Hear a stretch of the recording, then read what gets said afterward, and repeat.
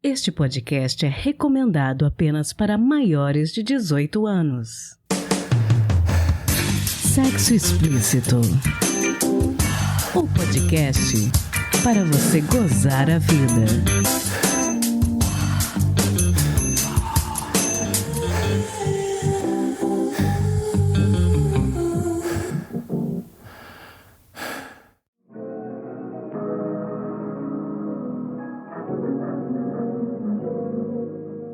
Taradinhas, tudo bem com vocês? Aqui quem fala é Priscila Armani e esse é o Sexo Explícito, podcast que quer abordar todos os assuntos relacionados à sexualidade humana. Será que a gente consegue fazer isso? É muita coisa, né? No episódio de hoje, uma conversa bastante franca sobre a chamada varíola dos macacos, com a médica infectologista Ana Helena Germoglio. Essa varíola tem assustado bastante as pessoas, mas ainda sabemos pouco sobre como ela está se espalhando pelo Brasil. Então, eu decidi tirar algumas dúvidas a respeito disso, principalmente depois que a Organização Mundial de Saúde recomendou que homens que fazem sexo com homens tomassem mais cuidado com a doença, o que não faz sentido para mim, já que a varíola não é uma infecção sexualmente transmissível. Por que, então, essa recomendação tão estranha? Vamos descobrir. Mas antes da entrevista, aquele aviso de sempre. Se possível, não ouça esse episódio pelo aplicativo musical Verdinho. E se você for nosso ouvinte pelo YouTube, eu agradeço imensamente se puder se inscrever no nosso canal Sexo Explícito Podcast e deixar o seu like. Beleza? Então, bora pro episódio?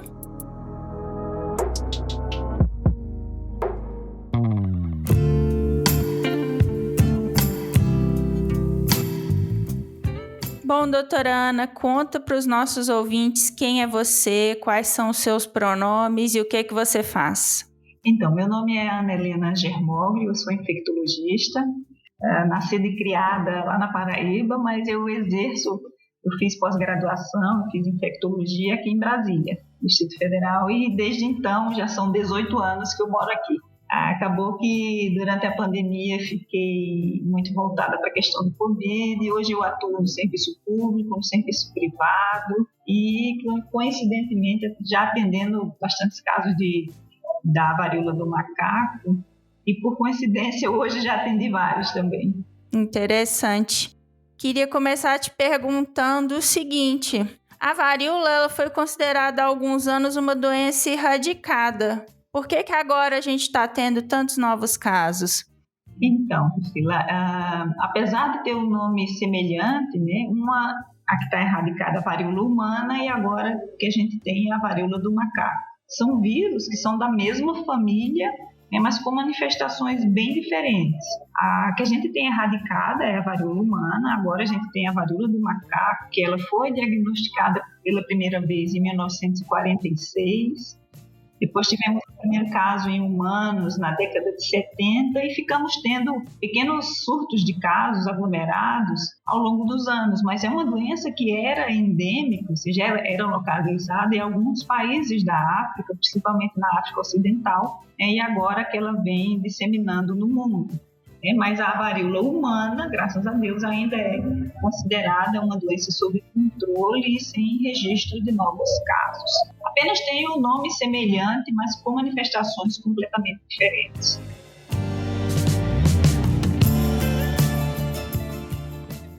Bom, falando um pouquinho dessas manifestações, as principais diferenças entre a varíola erradicada e essa varíola chamada de varíola dos macacos, quais são? Aquela que é considerada erradicada, a varíola humana, costumava cursar com febre, mal-estar, dor no corpo, inúmeras lesões pelo corpo. Se alguém tiver curiosidade, faz uma busca aí na internet e vê como as lesões eram um pouco mais diferentes. O paciente costumava evoluir para a forma grave da doença, né? Com infecção secundária na pele, com sangramento, com encefalite, que é a infecção do sistema nervoso. E essa agora, a varíola do macaco, ela tem a manifestação também de pele, essas lesões, manifestações de febre, mal-estar, dor no corpo, mas com uma intensidade muito menor do que a gente encontrava na varíola humana. E o grande problema dessas lesões é a transmissão dela, mas a gente sabe que ela tem uma mortalidade muito menor quando a gente compara com a varíola humana, que a varíola é erradicada. No Brasil, nós já tivemos casos graves, 2 pacientes que faleceram da varíola do macaco, mas quando a gente compara em questões de mortalidade, a varíola humana tem uma mortalidade e uma gravidade muito superior à varíola do macaco. Bom, e quais que são as principais medidas e cuidados que a gente pode tomar no nosso dia a dia para evitar que essa varíola nos acometa? Para a gente entender qual a melhor forma de profilaxia, de prevenção, né, a gente basta entender como que a doença se espalha. Ela é basicamente uma doença de transmissão através do contato, né, com as lesões, porque a lesão da varíola do macaco, dentro dela, se forma uma vesícula que é repleta de pus. Uma vesícula é uma pequena bolha, né? Que é repleta de secreção, e aquela secreção ali está cheia de vírus. Inclusive, na casquinha que se forma durante a evolução da doença, também é cheia de vírus. Então, a principal forma de transmissão é através do contato com essas lesões. A forma secundária é através de gotícula, através de saliva, né, via respiratória. Então, se a gente fosse recomendar uma medida de prevenção, principal é a gente prevenir de ter contato direto, né, pele a pele, com essas lesões dos pacientes contaminados. Veja, por exemplo, hoje eu atendi já paciente com o diagnóstico confirmado da varíola do macaco. Não tem grande segredo de prevenção desses pacientes, né? O básico que a gente tem que fazer é evitar o contato, e se precisar o contato, a gente vai examinar o paciente, vai examinar a lesão, a gente utiliza luva e logo em luva, o capote, né? E logo em seguida fazer a higienização das mãos. Mas para o paciente, por exemplo, que tem suspeita ou que já tem a confirmação do diagnóstico, é importante ele também fazer a separação de roupa de cama, roupa de uso individual, porque essas que a gente chama de fômites, que são os objetos inanimados, lençol, toalha, roupa, que tem contato com as lesões, também podem transmitir. Então, se eu tenho uma lesão, aí tem aquele líquido, a casquinha, ou secreção purulenta, utiliza uma roupa, por exemplo, uma camiseta, e outra pessoa utiliza essa camiseta, pode sim também adquirir a varíola através do contato com esses objetos. Interessante, eu ia te perguntar isso mesmo, porque às vezes, por exemplo, você vai na academia, eu percebo que muitos locais não estão assim, mais disponibilizando álcool para você higienizar os instrumentos. Então, é importante ficar atento a isso, né? O contato rápido, né, é pouco provável que a pessoa adquira a doença, né, a menos que seja uma quantidade absurda de vírus que a pessoa deixou ali, por exemplo, num aparelho de academia. O mais frequente que acontece a transmissão é o contato mais próximo das pessoas, né, principalmente quando a gente tem contato pele a pele. Esses contatos através de academia, de transporte público, assim, é bem pouco provável. A gente nunca pode dizer que não pode acontecer, né? Que de repente deixa um paciente muito imunossuprimido, pode acontecer, mas é pouco provável que aconteça. Agora, a gente também deve higienizar por outros motivos que não somente a varíola do macaco.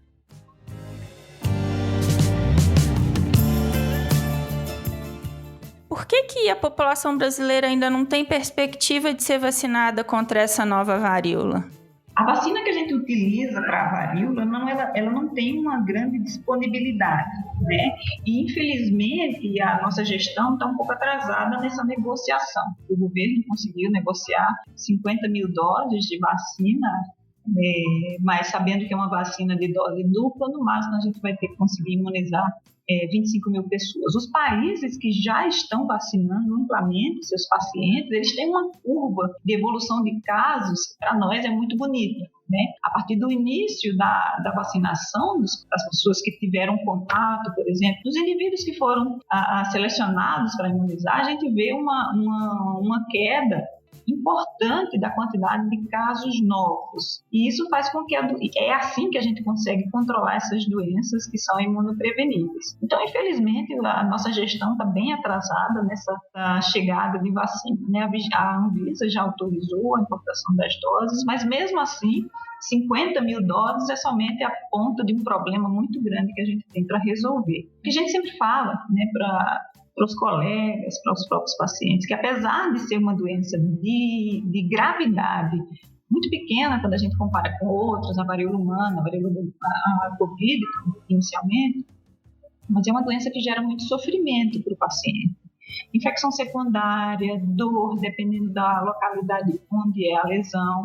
E às vezes o paciente precisa internar justamente para fazer a manutenção de medicamentos para dor, né? Porque gera muito sofrimento para o paciente. Então, esse tipo de problema, né, que aí, além disso, o paciente vai ter que ficar ausente do trabalho e às vezes por lesões que são até pequenas, mas o paciente precisa se ausentar do trabalho para evitar a contaminação da equipe do trabalho. Então gera não somente o problema da dor do paciente, da gravidade, que alguns pacientes podem evoluir, apesar de raros, mas também do absenteísmo. Imagine, o paciente que trabalha com carteira assinada, 4 semanas afastado do emprego, ele vai ter que ir para o INSS. A gente sabe que ir para o INSS é um grande martírio para quem trabalha no serviço privado. E, às vezes, o paciente esconde a doença, corre o risco de contaminar outras pessoas, tentando garantir o emprego ou tentando evitar de ir para o INSS. Então, se torna uma grande bola de neve que poderia muito bem ser minimizada, mitigada com o uso da vacina. Então, por isso que a gente fala que a vacina precisa chegar rápido aqui no Brasil. Só hoje eu atendi 3 pacientes com a varíola do macaco. Nossa, doutor, aí um deles, ainda agora atendi, ele disse, nossa, eu preciso ficar mais uma semana afastado assim. Infelizmente, precisa. É uma questão complicada, porque até mesmo na questão da Covid, a gente observou muito isso, né? Primeiramente eram 14 dias, aí se investigou mais sobre a doença. Aí hoje em dia, quem tem Covid, às vezes não consegue afastamento de 2 dias, dependendo. Mas pelo menos na Covid, o paciente não vai para o INSS. A gente sabe hoje que quem precisa ir para o INSS é um grande calvário, né, para o paciente. Então, ele prefere, às vezes, esconder a doença, correr o risco de contaminar outras pessoas em casa do trabalho, do que ir para o INSS. Né? E também tem o medo de perder o emprego. Imagina, paciente que está recém-contratado fica 4 semanas fora do emprego. Então, para ele, isso aí é muito inviável. É muito complicado mesmo. A OMS deu uma declaração há alguns meses pedindo que homens que fazem sexo com homens evitem ter muitos parceiros e considerando eles uma população de risco. Por que isso aconteceu se essa varíola dos macacos não é transmitida sexualmente? A gente sabe que não é e não deve ser considerada uma infecção que é somente sexualmente transmissível. Ela é também, né, sexualmente transmissível, mas não pelo ato sexual em si. Porque a gente entende que durante o ato sexual, né, nas preliminares, enfim, as pessoas vão ter um contato muito intenso pele a pele.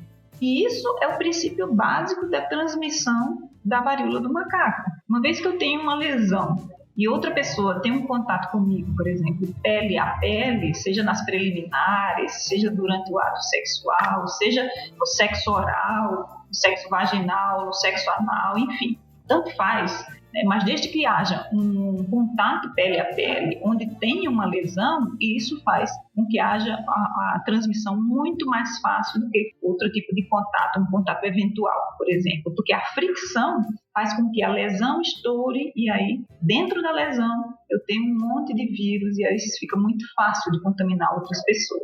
Essa declaração da OMS, infelizmente, às vezes gera um pouco de preconceito, estigma, principalmente na população de homens que fazem sexo com homens, né? Porque a gente sabe que é uma doença que é prevalente nessa população, mas que não é somente dessa população. Tanto é que a gente tem crianças, tem gestantes, profissionais de saúde que têm diagnóstico já de varíola do macaco. Então, a gente não deve tornar a varíola do macaco uma doença estigmatizada, como aconteceu com o HIV na década de 80. Os pacientes tinham vergonha do diagnóstico, iam quase que um carimbo na testa do paciente que ele era promíscuo. Mas sim, a gente sabe que é uma doença que hoje, uma grande quantidade de casos nos homens que fazem sexo com homens. Então a gente recomenda, né, não para abstinência sexual, porque não é uma infecção sexualmente transmissível, mas que uma vez que você vai ter relação sexual, que a pessoa não tenha pudor de avaliar o parceiro, que a pessoa não tenha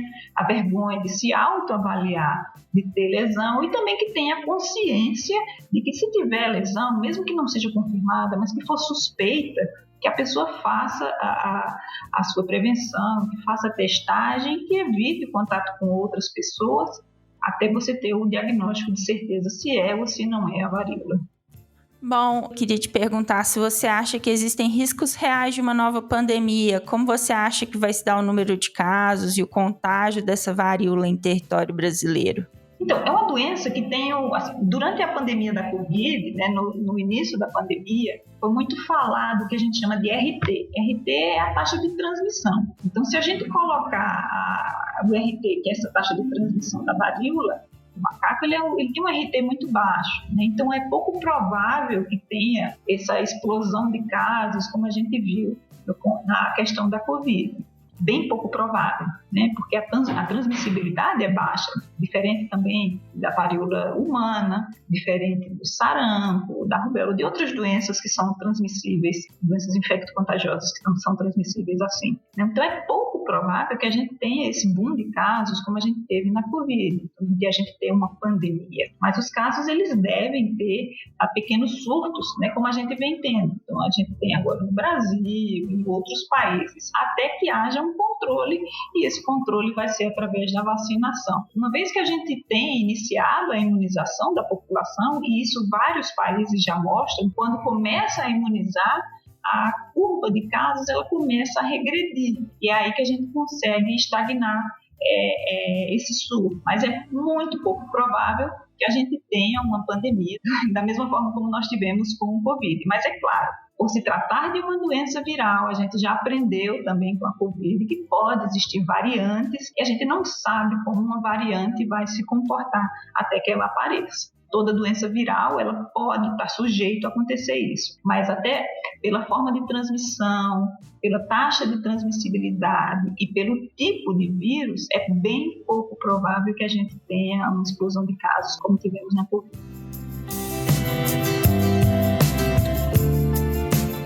Quais fontes de informação que são mais confiáveis sobre esse assunto, para quem quiser saber mais a respeito? Hoje em dia a gente pega, né, muita... A gente chama de fake news ou informações duvidosas, vamos colocar assim, né?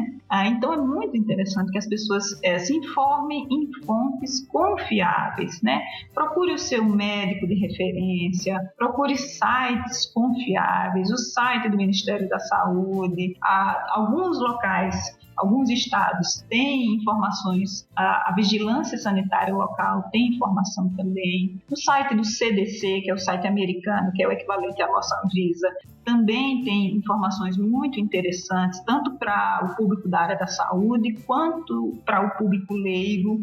Então, quem tiver condições também é interessante acessar, mas nunca buscar informações, principalmente aquelas informações que a gente recebe aleatoriamente do WhatsApp, porque eu também recebo constantemente, né? Essas informações do WhatsApp que alguém se dá o trabalho, perde tempo de escrever informações que são mentirosas, a gente sabe que são, e que somente visam espalhar o pânico para a população. Então, assim, não existe nenhum motivo para a gente entrar em pânico por conta disso. A única coisa que a gente deve é respeitar, dar à doença o devido respeito que ela merece, né? Então, tratar com seriedade, procurar o seu médico de confiança. Se você não tem, hoje no Brasil já tem várias salas que são destinadas exclusivas ao atendimento de pacientes com suspeita da varíola do macaco. Buscar fontes sempre governamentais.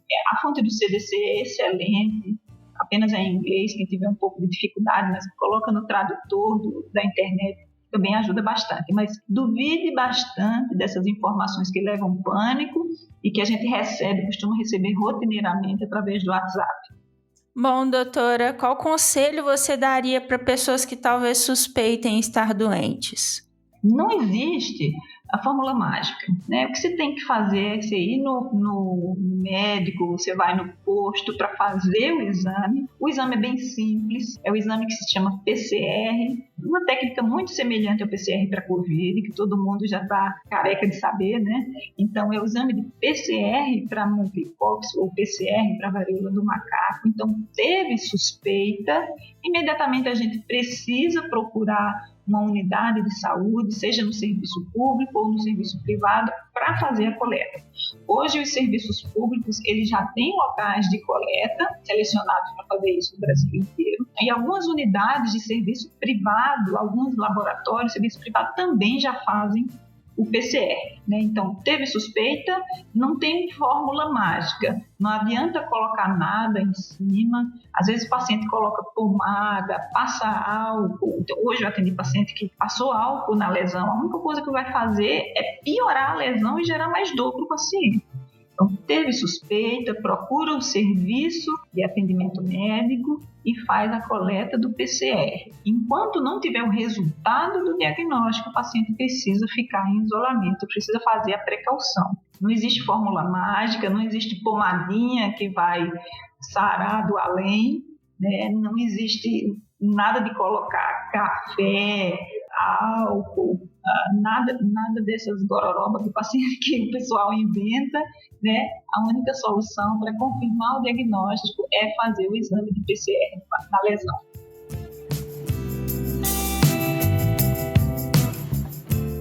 Doutora Ana, eu quero te agradecer muito por ter conversado com a gente sobre esse assunto. Sei que você está na correria aí no olho do furacão. Queria te pedir para você deixar suas redes sociais para quem quiser continuar essa conversa em outros espaços. Na verdade, eu que agradeço o convite, né? Eu assisto já o curso de vocês, acho bem interessante a forma que vocês trabalham com esse tipo de conteúdo, de forma bem dinâmica. A gente não precisa ter pudor de falar esse tipo de assunto ou outros tipos de assunto, porque tem a lesão genital, porque fala de órgão sexual, enfim.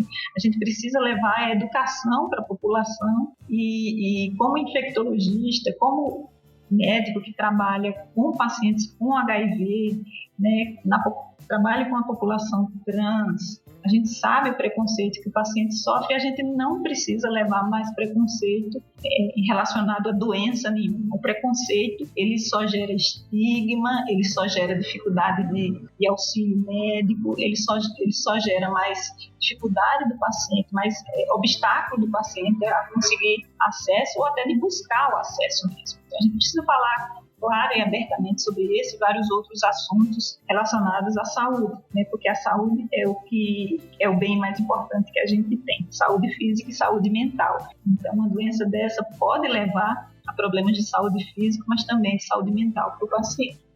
Eu me coloco sempre à disposição de vocês, aqui no trabalho ou nas minhas redes sociais, Ana Helena Germoglio, lá no Instagram. Qualquer coisa pode mandar mensagem, a gente tenta atender o mais breve possível. Lembrando que eu também sou mãe, né? Então eu me divido entre médica e mãe.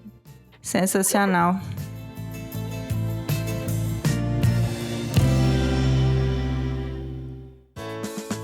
Se toca.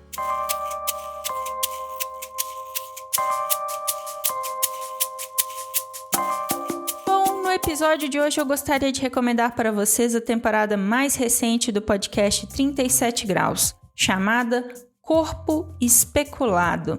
A série de 6 episódios foi desenvolvida pelo Lab 37 em parceria com a revista Asmina. Não é a primeira vez que eu recomendo esse podcast aqui. E nessa temporada, as jornalistas dedicaram-se de maneira muito séria e profissional a explorar os corpos humanos com vulva por meio do viés de gênero feminino, levando em consideração uma série de questões históricas e culturais. Elas esclarecem como e por que farão isso já no primeiro episódio. Apesar do nome difícil e dos títulos de episódios misteriosos, a série Corpo Especulado traz importantes reflexões quando falamos de sexualidade humana. O primeiro episódio é muito interessante e trata do drama de pessoas intersexo, que infelizmente ainda não possuem o direito ao seu próprio corpo desde o nascimento. Nós já fizemos um episódio sobre esse tema aqui mesmo no nosso podcast em outubro de 2020, por ocasião do Dia da Visibilidade Intersexo. Vou deixar o link na descrição desse episódio, caso você ainda não tenha ouvido. Mas voltando para a série do 37 graus, no segundo episódio chamado Especuladas, algumas reflexões sobre a história da ginecologia e como qualquer relação com o corpo, com o útero, é cercada por abusos e desrespeito desde os primórdios da sociedade ocidental. Absolutamente revoltante descobrir quem foi James Marion Sims, mais um médico que abusou de mulheres negras para conseguir o que queria. Nos episódios seguintes dessa série são abordados outros temas relacionados a como a medicina trata corpos que ela identifica como femininos. Entre esses temas a gente pode citar a histeria, a exclusão nos estudos científicos, o desconhecimento sobre o clitóris e a cultura de procedimentos estéticos. Todos esses temas têm, em algum nível, relação com o sexo e como vivemos nossa sexualidade. Então não podia deixar de recomendar essa série para vocês, que traz reflexões fundamentais para todos nós. Corpo Especulado é a 6ª temporada do podcast 37 graus e já está disponível em todos os agregadores de podcast. Só procurar. E eu também vou deixar o link na descrição desse episódio para vocês acessarem.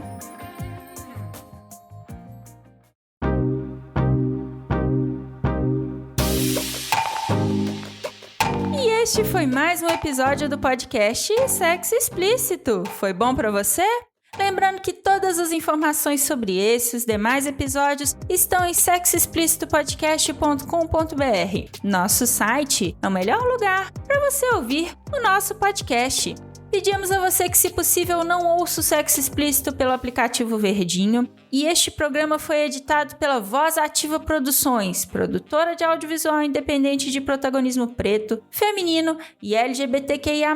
Conheça mais no Instagram, @VozAtivaProd. Quer ser meu contribuinte? Você tem 2 opções. Pelo nosso Apoia-se em apoia.se/Sexo Explícito Podcast, pelo Pix do podcast, que é também o nosso e-mail de contato, sexoexplicitopodcast@gmail.com. Este episódio não seria possível sem os meus contribuintes do mês de setembro: André Santos, Beatriz Fuji, Conto Sexo Livre, Dri Cabanelas, Edgar Egawa, Leonardo Barbosa, Magnum Leno e Rogério Oliveira.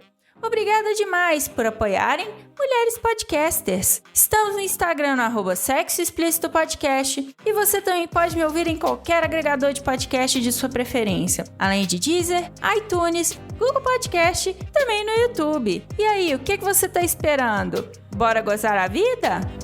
Beijo!